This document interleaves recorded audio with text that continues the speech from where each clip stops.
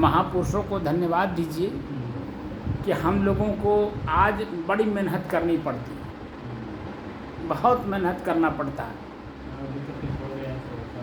आज हम उनके शुक्रगुजार हैं, हम उनके कृपा पात्र हैं। बस समझ रहे हैं, उन लोगों ने हम लोगों के ऊपर कृपा करके गए हैं कि चलो आने वाली पीढ़ियों में मनुष्य को जो कुछ मिलता रहेगा, अपने आप का ज्ञान होता रहेगा। तो ये जो जैसे रात और दिन दोनों अलग अलग हैं, वैसे अच्छे और बुरे, पाप और पुण्य, हानि और लाभ, सुख और दुख दोनों बैलेंस होकर के चलता रहेगा, ठीक है ना। तो हम और मेरा शरीर, दो चीज़ें हुई। तो शरीर निर्वाह के लिए हमें कोई ज़्यादा अथक परिश्रम नहीं करना होगा। जैसे पूर्व के ऋषि जो है हमारे, पेड़ के पत्ते खा खा करके रहे हैं, छाल का खा खा करके रहे हैं, पानी पी पी करके रहे हैं। हमने तो अपनी आँखों से जो देखा है संतों को खाते हुए। एक संत हरिद्वार में मिले, वो एक बार भिक्षा में जाते थे तो महीना भर का रोटी मांग के ले आते थे, पूरी गड्डी, और ला करके रख देते थे। वो सूख जाता था, उसको भिगा भिगा करके दो रोटी खाते थे और अपने भजन में लीन रहते थे। दूसरे मैंने और संत को देखा कि आटा घोल करके पीते हुए। जो सबसे पहले मैंने देखा था अपने विद्यार्थी पीरियड में, मैं छोटा था और जिस जगह मैं पढ़ रहा था उस जगह में शिव मंदिर था। हमारे गांव के बगल में ही शिव मंदिर है और उस शिव मंदिर हमारे ग्राम सभा में पड़ता है। वहाँ बगीचा है, उसी बगीचे में हम लोगों को पढ़ाया जाता था। बगल में मंदिर था तो कोई रहता नहीं था। एक बालक दास करके नया नया साधु कोई गए थे, तो उनकी उम्र उस समय वही रही होगी कोई लगभग 10-12 साल की, 10-12 साल की, और कम रही होगी। थोड़ी हाइट उनकी शरीर की थी तो मालूम पड़ता 10-12 साल की होगी। बालक दास करके उनका नाम था। उनको मैंने देखा है कि एक बार हमारे गांव के लोग कोई गए नहीं, वो अकेले पड़ गए। असल में गांव के कई लड़के जो है मिल करके उनको ये सिस्टम बना रखे थे कि एक टाइम का भोजन मेरे घर से जाएगा। तो एक टाइम का भोजन क्या, कोई लाया ही नहीं उस टाइम में। वहीं खराई पड़ी थी पुआल की, उन्होंने उसको जलाया और ठंडी का मौसम था, उसको तापा भी और भभूति खुद शरीर में लगाए भी और उसी को घोल करके पी लिए। ये मैंने देखा है, मतलब पुआल की राख घोल कर पीते हुए, आटा घोल कर पीते हुए, कच्चा चावल हमारे गुरुजी खाते हुए मैंने उनको देखा है। भुजिया चावल कच्चा हमारे गुरुजी को मैंने खाते हुए देखा है। वैसे ही तब उस समय में मैं गुरुजी के पास नहीं रह रहा था, वैसे ही मैं खाली दर्शनार्थी गया हुआ था, घर से दर्शन के लिए गया हुआ था। बनाना ना पड़े, टाइम न लगे। अब क्या परिस्थिति थी मैं उसके बारे में ज़्यादा टिप्पणी नहीं करना चाहता। परिस्थिति क्या थी मैं नहीं जानता, लेकिन उस चीज़ को मैंने खाते हुए देखा है। मैंने कहा है भाई, जिसके पास बर्तन ना हो, जिसके पास कोई व्यवस्था ना हो, और जो वास्तव में देखिए कोई भी काम जब किया जाता है ना लगन पूर्वक, तो उसमें बाधाएं जो आती हैं तो बाधाओं को खाली वो बाधा जो आई है उसको खाली निवारण किया जाता है। बाकी वही सब कुछ ऐसा नहीं है। संत वही सब कुछ है, ऐसा नहीं है, ऐसा नहीं करते हैं वो। हम लोग जो सांसारिक लोग हैं, ये शरीर और शरीर से संबंधित जो सुख सुविधाएं हैं उन्हीं को सब कुछ मानते हैं। लेकिन संत जब शरीर को ही नहीं कुछ मानते तो शरीर से संबंधित कोई चीज़ कैसे मानेंगे। इसलिए शरीर को चलाने के लिए उन्होंने खा लिया होगा। ये मैंने अपनी आंखों से देखा हुआ चिंता का, क्योंकि शरीर मेरा है, न कि मैं शरीर। इसीलिए शरीर की आसक्ति जीतने में कामयाबी मिलती है। और जब वो ऊंचाई, अभी आप जो ऊंचाई छू लिए हैं, इस ऊंचाई में अभी आप ही कल कह रहे थे ना कि अब उठने का मन नहीं कर रहा है, कह के नहीं कहे हैं। तब तो जब स्थिति ये बन गई और देख कर, जान कर और समझ करके बना, तो आप बता दीजिए इसके अलावा कुछ अच्छा लगेगा? अरे वो तो शरीर निर्वाह के लिए तत्काल में कुछ देना होता दे दिया जाता है, क्योंकि शरीर मांग करती है ना, भूख लगने का मतलब मांग करती है। तो शरीर मांग की, उसके निर्वाहार्थ कुछ दे दिया गया। क्या होगा परिणाम, उसके बारे में कुछ सोचा नहीं जाता है। तात्कालिक जो आवश्यकता शरीर की महसूस हो रही है, वर्तमान में कुछ और दे दिया गया। जैसे कई बार हमने आपको बताया ना कि हम लोग जो नीम के पत्ते खा करते हैं, तब क्योंकि भजन करना है ना। भजन मतलब देखिए, भजन का मतलब खाली कंठी माला लेकर के आँख बंद कर करके डोलाना नहीं होता है। भजन को समझना होगा। शब्द, भजन एक शब्द है।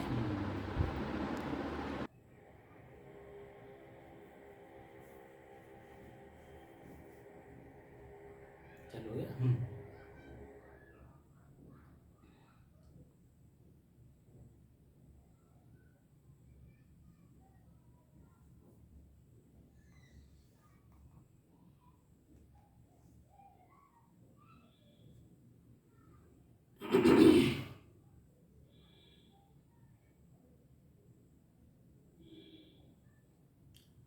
अपने ही मन को शांत करने की दृष्टि से साधना करते करते आज 644 दिन हो गए।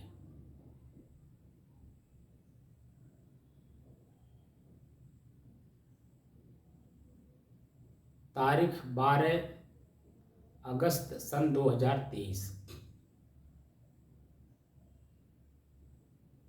दिन शनिवार,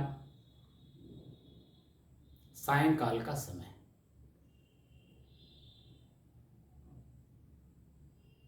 चर्चा हो रही थी भजन जी, भजन बना कि भजन है क्या। जी। तो भजन जो शब्द बना है, एक भज धातु है। क्या है? भज धातु। व्याकरण का भज धातु है। जी। व्याकरण के भज धातु का अर्थ होता है खंड खंड करना। क्या होता है? खंड खंड करना। खंड खंड का मतलब टुकड़ा टुकड़ा। जी। और टुकड़ा टुकड़ा से तात्पर्य है वो जो प्रश्नवाचक चिन्ह है, क्या, क्यों, कैसे, कब, कहाँ और कौन। उसको शास्त्र कह लीजिए, उसको भजन शब्द का प्रयोग कर लीजिए, टुकड़ा टुकड़ा कह लीजिए, अलग अलग कह लीजिए। वो तो खाली समझने समझाने के भाव है। उत्तम भाव में, निम्न भाव में, मध्यम भाव में, जैसा आप समझना चाहें। मुख्य बात है कि बात को समझने और समझाने की है। तो भजन का मतलब खाली कंठी ले लेना और मंत्र जाप करना यह नहीं है। भजन का मतलब होता है अपने ही शरीर से संबंधित जितनी भी चीजें हमारे मन के अंदर में उपज रही हों। कोई एक बात पकड़ लीजिए, आंख ने किसी चीज को देखा। आंख ही हमें शरीर का एक पार्ट है। आंख ने कुछ देखा, देख करके आकर्षित होने लगा। उसके पीछे पीछे, आकर्षित का मतलब होता है उसके बिना न रह पाना। आकर्षित का मतलब होता है उसके बिना न रह पाना। तो जब हमने देखा, देखने के पहले भी तो मैं था। तब तो ऐसा भाव नहीं जागा कि इसके बिना मैं नहीं रह पाऊंगा। अब ये आंखें अनेकों चीजों को देखी होंगी। अब ऐसा भाव जगा नहीं कि मैं उसके बिना नहीं रह पाऊंगा। तो उसके बिना नहीं रह पाऊंगा तो क्या वहां कष्ट हो रहा था? लेकिन अब यहाँ आंख ने देखा और देखने के बाद उसमें आकर्षित हो गया। अब उसके बिना नहीं रह पा रहा, तो उसी के बारे में सोचना, उसी के बारे में चिंतन करना, उसी के हाव भाव क्रियाएं, उसके बारे में सोचना। तो उससे अपने मन को हटाने के लिए, अपने मन को हटाने के लिए, ताकि मेरा मन स्थिर हो। स्थिर होगा तभी तो हम अपने और उसके विषय में समझ पाएंगे। जब तक मेरा मन स्थिर नहीं होगा, चंचल रहेगा, तब तक चंचल रहेगा। चंचल का मतलब उसी के बारे में बार बार सोचना। और जब बार बार उसी के बारे में सोचेंगे तो जो यथास्थिति भी वर्तमान की मेरी शांति की बनी हुई है वो नहीं रह जाएगी। बिगड़ जाएगी। तो हम अपनी शांति को स्वयं भंग कर रहे हैं आंख से देख करके। जी। ठीक है ना। अब जो हम लोगों की स्थिति 644 दिन में बनी है, अब उसके आगे की चर्चा कर रहा हूँ, पीछे की चर्चा नहीं कर रहा हूँ। जी जी जी शांति की स्थिति बन गई। जी।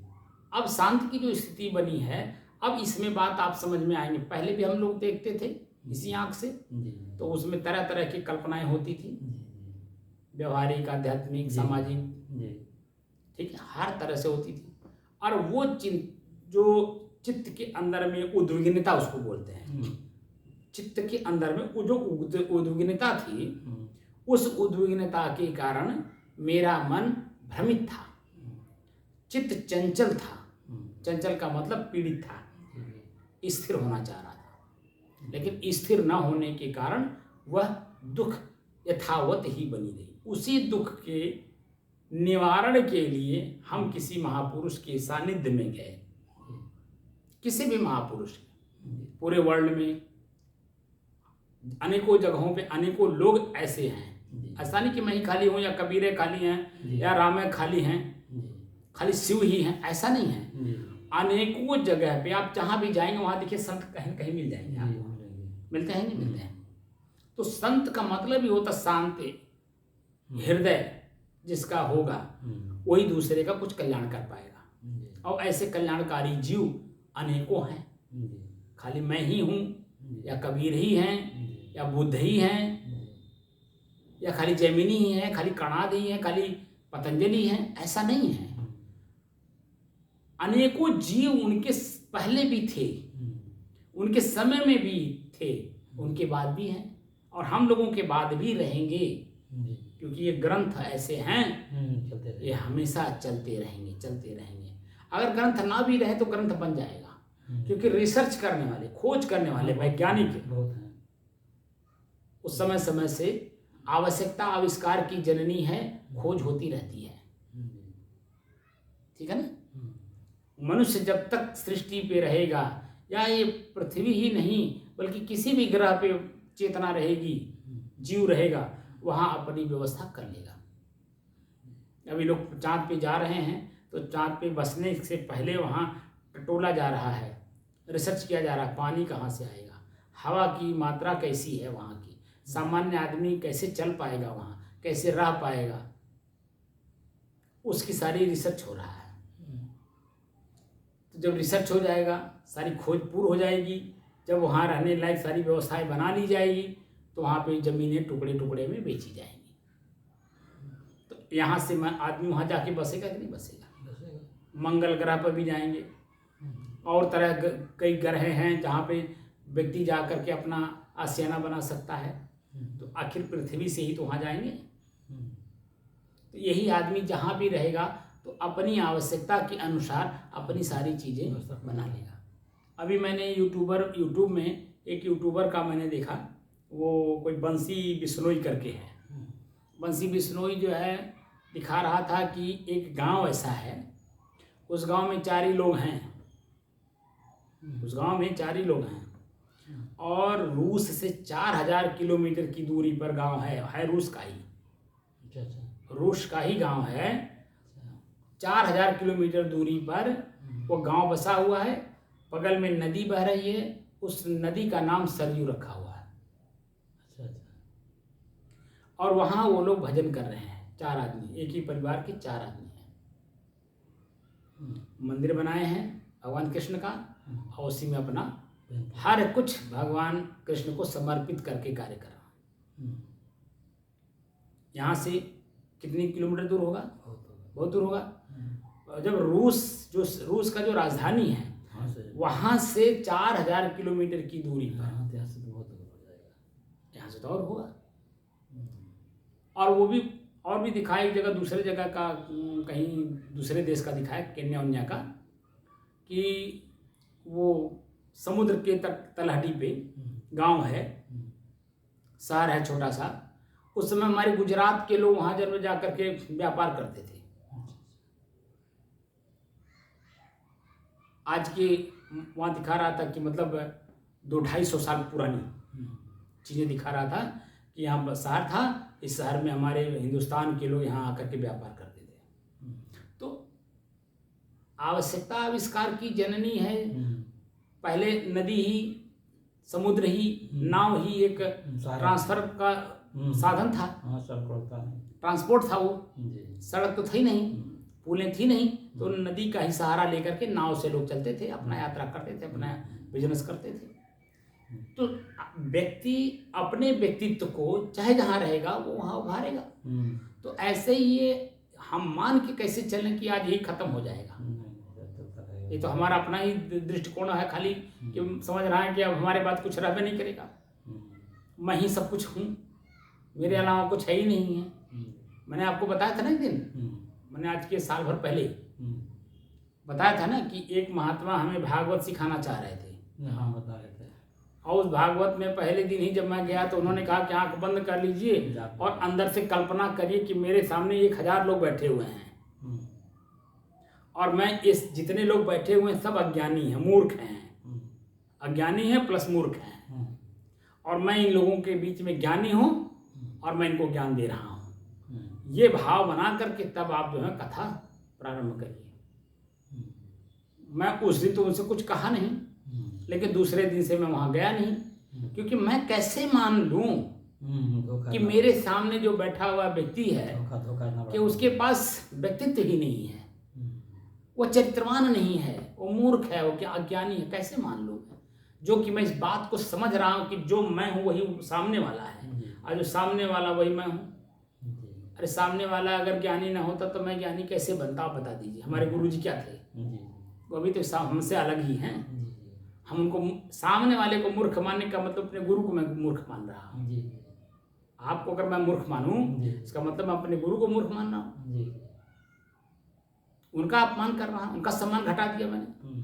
इसलिए मैंने कहा भागवत नहीं सीखूंगा, क्योंकि मुझे कोई मंदिर नहीं बनाना, कोई आश्रम नहीं बनाना, कोई मुझे पैसे नहीं कमाना है। मुझे अपने आप का बोध करना है कि आखिर मैं हूँ कौन, ये करने आया हूँ। और स्वरूप स्थित सुन रहा हूँ। कुछ उनके अलावा मैं कुछ संतों के सानिध्य में बैठ करके यहाँ द्वार में व्याकरण कुछ पढ़ रहा था। तो व्याकरण के साथ साथ एक शब्द आया था कूटस्थ। कूटस्थ का मतलब होता है जिस पे रख करके काटा जाता है। ठेहा, हाँ वही ठेहा। शुद्ध शब्द में कहा, आदमी सुनने वाला समझ ले, ठेहा, जिसको पहले क्या कहते थे, किला। किला तो नहीं, ठेहा ही कहा जाता था। किला तो खूटा हो जाएगा। हाँ, किला माने खूटा हो जाएगा, जिसमें पशु बांधे जाते थे, लेकिन जिस पर रख करके हाथ से काटा जाता था। नेसुहा कहते हैं यहाँ पर, आपके यहाँ लोकल भाषा में नेसुहा कहते होंगे ना? नेसुहा दोनों कहते हैं। हाँ, तो ठेहा जो है, जिसे और भी लोग समझ लें, ठेहा मतलब जिस पे रख करके काटा जाता था। इसके पास वो बालने वाली मशीन नहीं थी, तो उसी पे रख करके काटा जाता था गणासी से। तो गणासी से जो काटने वाला जगह है, इस पे रख करके काटा जा रहा है, उसी को कूटस्थ कहा गया है। और अभी जो मैंने पतंजलि योग दर्शन के चौथे पाद में हमने अभी इस चीज को देखा, अभी यहाँ आया, वो चीजें यहाँ आई हुई हैं। कूटस्थ है, अच्छा, कूटस्थ शब्द यहाँ आया हुआ है, वही जो आप एकदम लीन हो जाते हैं अपने आप में।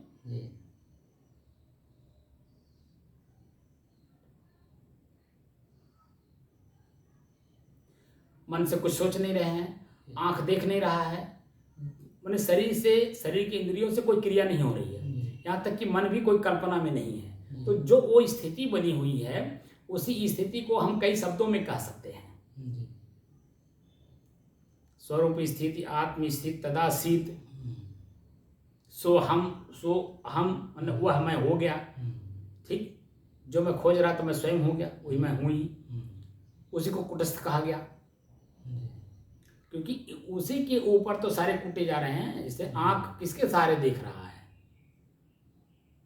आंख आखिर किसी के सहारे न देख रहा है। उसके जैसे कुटस्थ मतलब यहाँ होता है कि जिससे कहीं फिर जाए ना, उसे एक जगह इकट्ठा रहे। वही बात तो उसी के लोग साथ कहते हैं ना कर नसुआ बन के बैठा हो, मैंने वो एक गाँव खुशखत ना हो, लोग अच्छा खाते भी हैं। नहीं, वो तो जी, कहने वाला किस भाषा में कह रहा, किस भाषा मतलब किस भाव में कह रहा है, ना घुस करने के कारण। वह अलग बात है। जी यहाँ जो भाषा चल रही है जी वह गलत अर्थ में भाषा जा रही है, जी और यहाँ सार्थक भाषा में भाषा जा रही है। जी कबीर साहब ने एक जगह कहा है, लोग उसका जो समाज में चल रहा था प्रदर्शन, उस पर कटाक्ष कबीर साहब ने किया। तो कबीर साहब ने क्या कहा,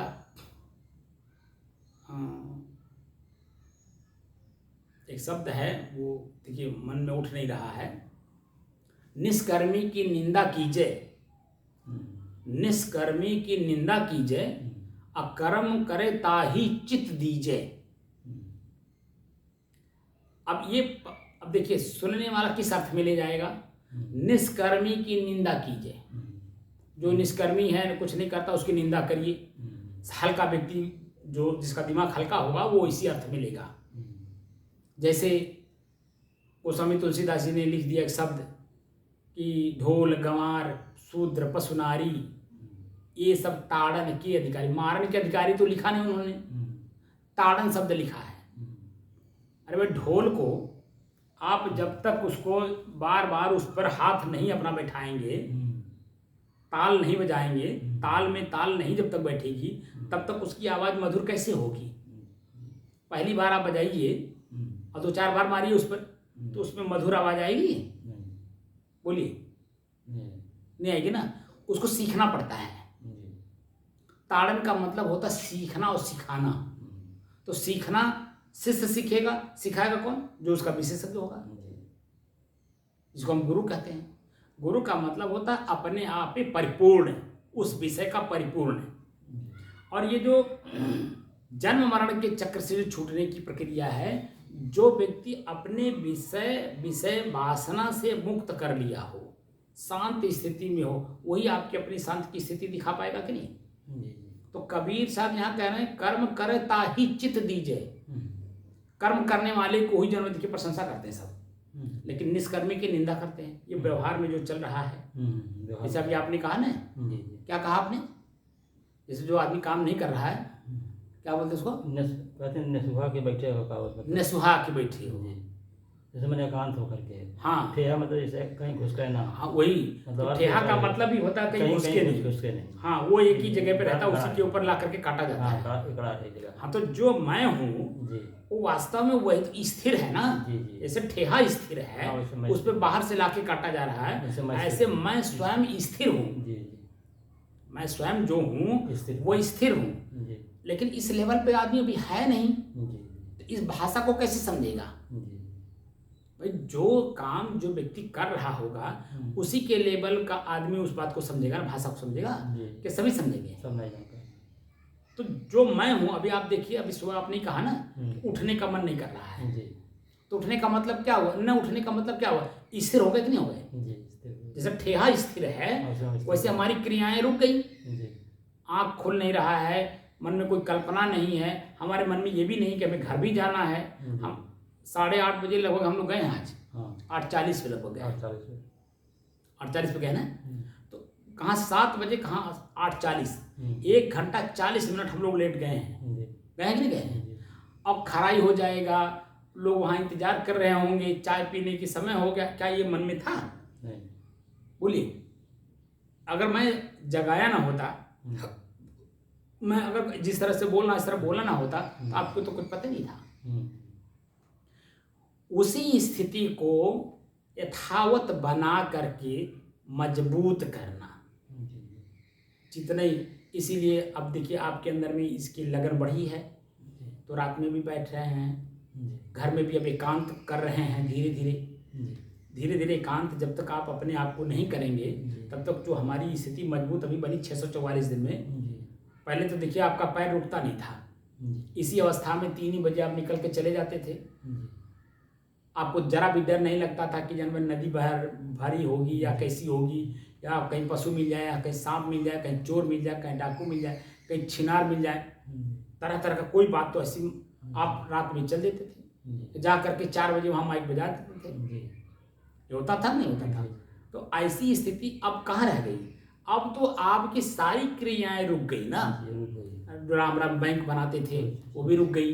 रोज जो है किसका वो सुंदरकांड का रोज पाठ भी करते थे आप, वो भी रुक गई आपकी। तो जब सारी क्रियाएं आपकी रुक गई तभी तो जन्म ये स्थिति बन रही है।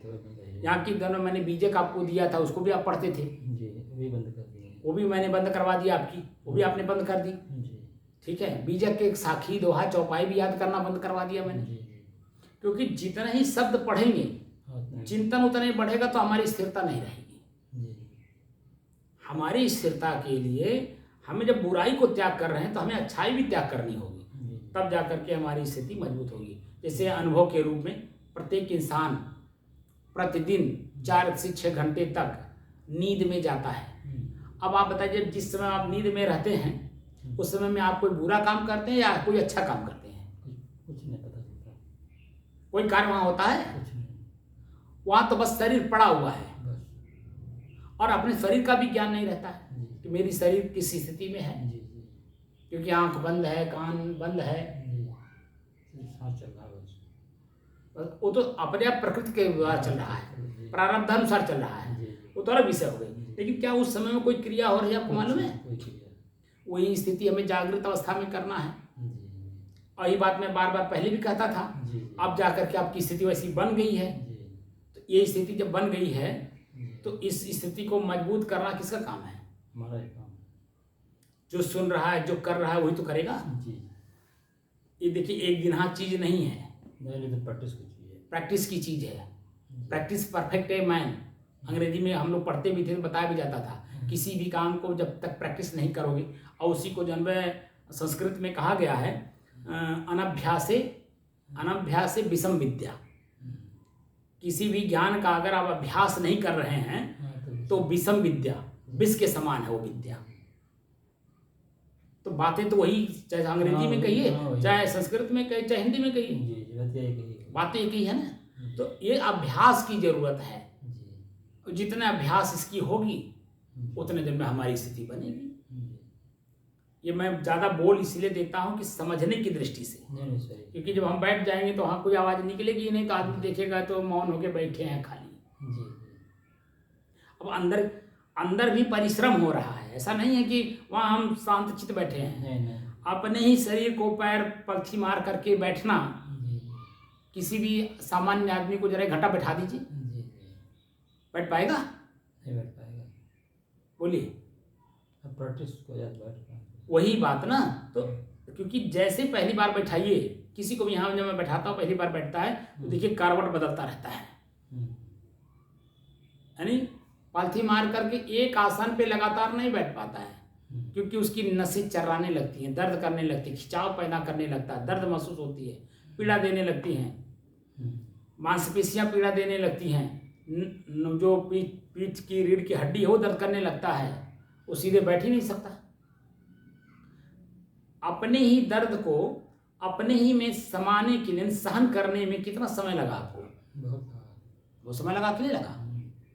अपने ही शरीर के दर्द को अपने ही सहन करने में कितना समय लग गया? अपने ही आँख को अपने में समेटने में कितना समय लग गया? अपने ही कान को अपने अंदर में समेटने में कितना समय लग गया? परिश्रम करना पड़ता है। मैंने सुबह बताया था ना, श्रम और परिश्रम। श्रम मेहनत को कहते हैं, लेकिन परिविशेषण लगा दिया ऐसा मेहनत कि दोबारा उसके बारे में न सोचना पड़े, उसको परिश्रम कहते हैं। उसके बारे में दोबारा ना सोचना पड़े, ना करना पड़े। तो जो हम लोग काम कर रहे हैं ये परिश्रम कर रहे हैं, मेहनत के साथ साथ परिश्रम कर रहे हैं। ये सब संसार का सबसे बड़ा काम है।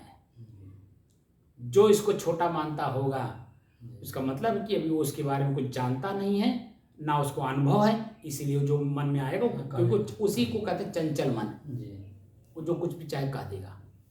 लेकिन सबसे बड़ा अपने इंद्रिय, उनके विषय, उनके भोग और अपने शरीर का दर्द जब बैठा जाता है तो शरीर कितना पीड़ा देता है ये तो बैठने वाले को मालूम पड़ता है। लेकिन वही धीरे धीरे धीरे धीरे धीरे जब सहन में आ जाती है जैसे अभी मैं बैठने के लिए जब बोलूँगा तो यही बोलूँगा ना, एक आंख बंद करिए और एक बार अपने मन से सर के तलवे से लेकर के पूरे शरीर को एक बार टटोल लीजिए। कहाँ दर्द, कहाँ पीड़ा, कहाँ खिंचाव, कहाँ तनाव, कहाँ खुजली, कहाँ गीलापन, कहाँ क्या महसूस हो रहा है, एक बार पूरा देख लीजिए। और देखने के बाद फिर देखना बंद कर दीजिए। देखना बंद कर दीजिए। शुरुआती दौर में देखना है, और किससे देखना? अपने मन के द्वारा, अपने ही मन के शरीर को देखना है। और सब कुछ देखने के बाद बस देखना बंद। और क्या करना है? अपने ही श्वास पर सवार हो जाना है। जैसे ट्रेन पे मैं बार बार उदाहरण दिया, ट्रेन पर सवार हो जाना। तो ट्रेन चलती है स्वतः, नहीं कि आपको ट्रेन को चलाना पड़ता है। अभी तक तो हम लोग श्वास को देख रहे थे, मतलब ट्रेन का पहिया चला रहे थे। इंजन के बारे में पता नहीं था कि स्टार्ट करके बैठ जाइए चलने लगेगी, ये तो पता नहीं था। अब हम लोगों को इंजन भी पता चल गया कि इंजन में कोई ड्राइवर भी होता है, वो चलाता है, खाली सवार उस पर हो जाइए। खाली सवार होने की जरूरत है, वो अपने आप स्वतः चलेगा, आपको चलाने की जरूरत नहीं है। तो जैसे हम श्वास को देखना प्रारंभ करते हैं, श्वास पे सवार हो जाते हैं, हमारी वृत्तियां सब एकदम शांत हो जाती हैं और हमारे शरीर की स्थिति एकदम सामान्य बन करके श्वास अपने आप चलती है। कहाँ अपने आप को ज्ञान रह जाता है? कुछ नहीं। कोई अनुभव रहता है? कुछ नहीं। अब उसी को अभ्यास करिए। अब अपने श्वास को देखिए। 6:05 हो गया।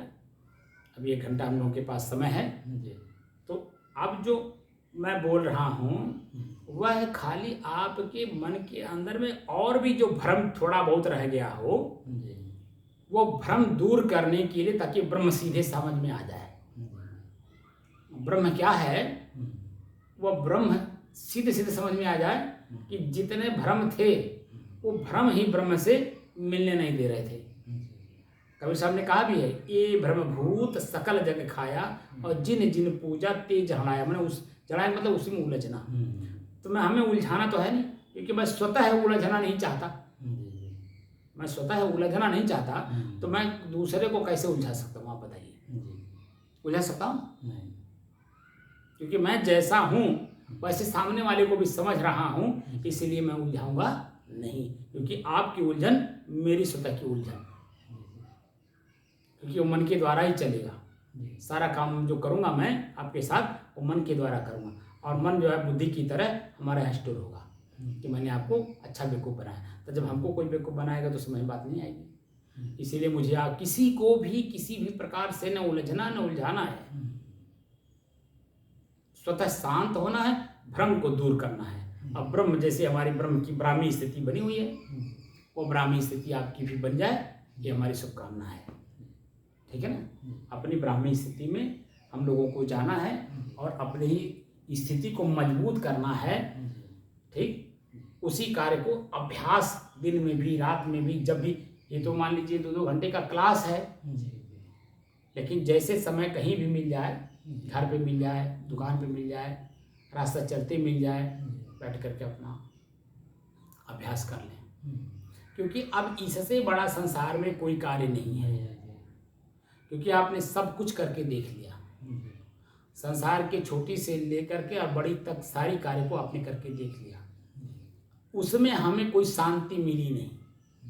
अब इस कार्य को आप जब से 644 दिन से शुरू किए हैं, धीरे धीरे धीरे धीरे इसमें आपको लाभ जचा, तब तो रेगुलर आए, बाकी तो लोग कोई नहीं आया। अब तो देखिए वो भी नहीं आ रहे हैं, चौधरी साहब भी नहीं आ रहे। ठीक है, कहा था घर गए तो मुलाकात नहीं हुई, लेकिन ठीक है। असल में ये जो चीज़ें हैं वो चाह तो है नहीं।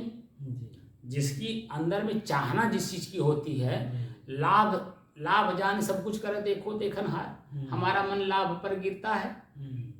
इसमें लाभ जच ही नहीं रहा, क्योंकि आंख बंद करके बैठना होता तो शरीर में दर्द होने लगता है। घर छूट रहा है, परिवार छूट रहा है, ये छूट रहा है, अभी समय हो गया है, चाय पीने का हो गया है, बुलाना है, बच्चों को भेजना, दुनिया भर की कल्पना होगी। तो कल्पना जब मन में होती रहेगी तो वो स्थिति कहाँ मजबूत होगी? आपके पास कोई काम नहीं है, कुछ करना नहीं है, बस एक ही काम है, भजन करना। बस। जो सरकार ने आपको रिटायर करने के बाद आपको गीता या रामायण दिया होगा, क्या दिया था? गीता दिया। तो गीता का मतलब भजन करने के लिए। अब तक जो आपके शरीर में जान थी उसको हमने निचोड़ लिया, अब आप जाइए भजन करिए। अब आपकी आंखें देख नहीं पाएंगी, पैर चल नहीं पाएगा, बुद्धि दिल दिमाग काम नहीं करेगा।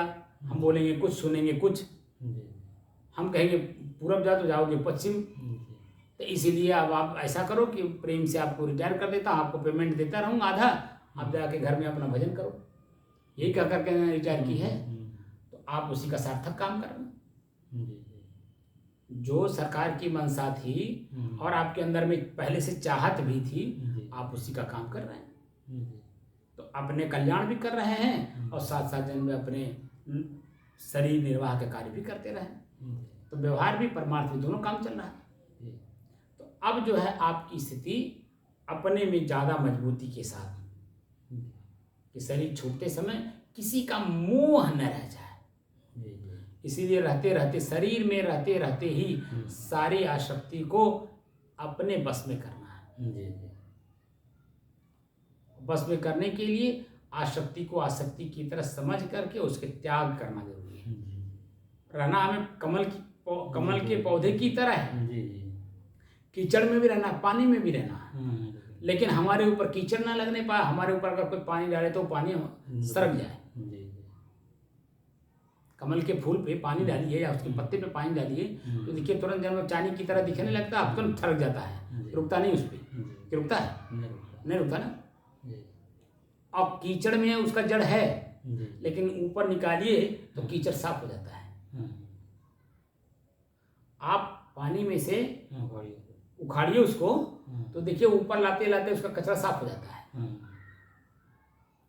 वो कहीं रह जाता है उसमें मिट्टी, जरा से भी मिट्टी उसका अंश नहीं रह जाता है।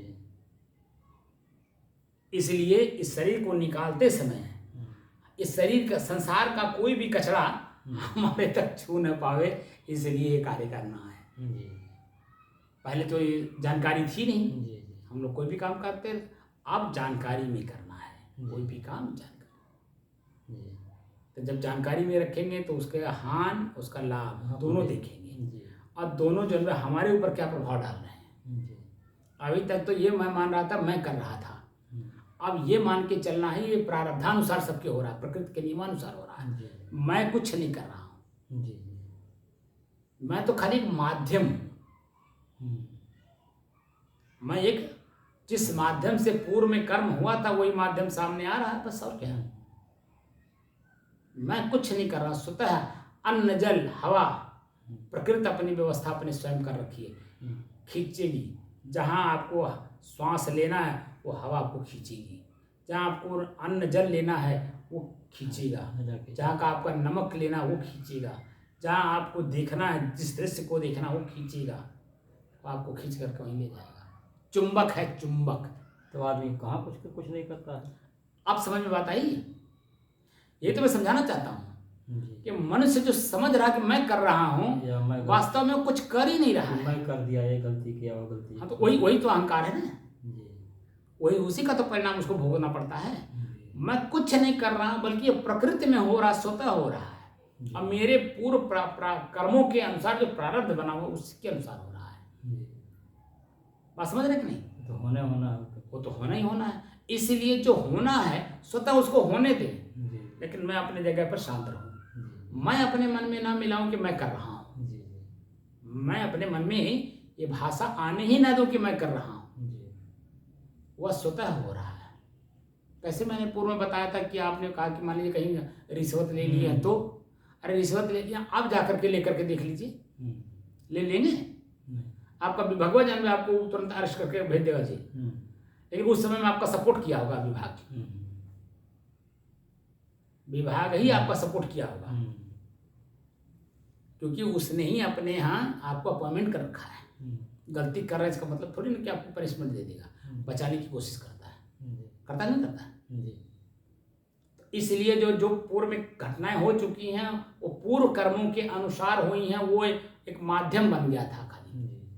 अब करके देख लीजिए, अब इस सिपाही का जो आप दरोगा पद पे थे वन विभाग में, आप कपड़ा पहन के चले जाओ, कहीं कोई सिग्नेचर आपसे करवाएगा? नहीं। अटेंडेंस रजिस्टर पे कोई आपका सिग्नेचर करवाएगा? क्यों नहीं करवाएगा? क्योंकि रिटायर कर चुका है। जी। अब पूरा विभाग जानता है। और अब जिस ऑफिस में आप रहे होंगे उस ऑफिस के मैन भी बदल गए होंगे। बहुत बदल गए हैं। तो अब आप जाकर के वहाँ जाकर के आप दस्तखत करने जाइए तो वहाँ रोकेगा नहीं, कौन हो, कहाँ से आए हो, किस काम से आए हो, किससे मिलना है, क्या काम है। इक्का दुक्का लोग ऐसे हैं तो इक्का दुक्का जो जानते होंगे तो नहीं कुछ बोलेंगे, लेकिन जो उसी ऑफिसवा में जहाँ जिस रजिस्टरवा पर दस्तखत करने जा रहे हो वहाँ आदमी बदला हुआ कि नहीं?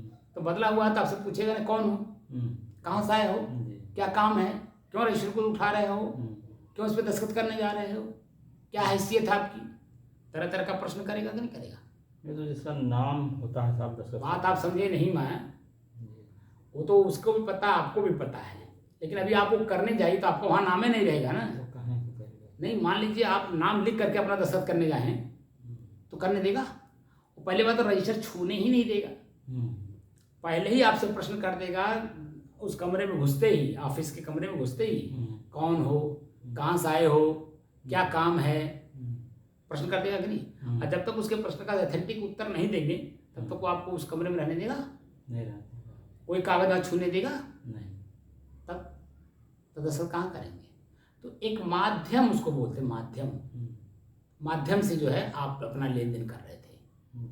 और अभी भी जो आप कर रहे हो या मैं कर रहा हूँ, यह एक माध्यम है।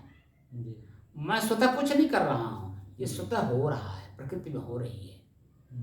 मैं कल बताया था ना कि मैं अधिकारियों से कह देता हूँ ये आपका है, आपकी धरोहर मेरे पास है, उसको अपना ले लीजिए। भाई जिसका नहीं रहेगा हम छटपटा के क्या कर सकते हैं? जैसे कमिश्नर साहब अभी बदल गए, 6-7 महीना रहे, एक ही बार में मैं उनको परखा और उस लायक नहीं थे, यानी उनका कोई चीज धरोहर मेरे पास नहीं था। तो जब उनका कोई धरोहर मेरे पास नहीं था तो काहे के लिए लेंगे वो? जब तक थे तब तक कोई काम नहीं हुआ, एक दिन भी मैंने उनके पास नहीं गया, चले गए, दूसरे वाले आए, दूसरे वाले से भी 2 बार मैं मिल चुका, तीसरा बार था, तीसरा की चौथा बार। लेकिन अभी लगता है उनका जो है धरोहर मेरे पास नहीं है, तो वो नहीं लेना चाहते। भाई जिसका धरोहर होगा वही तो प्रिय मान करके लेगा। जैसे आपका पैसा मेरे पास है, मैं जब लौटाऊं तो तभी तो आप लेंगे। जब आपका पैसा मेरे पास है नहीं तो मेरे मन में आएगा कि कैसे इनको लौटा दूं।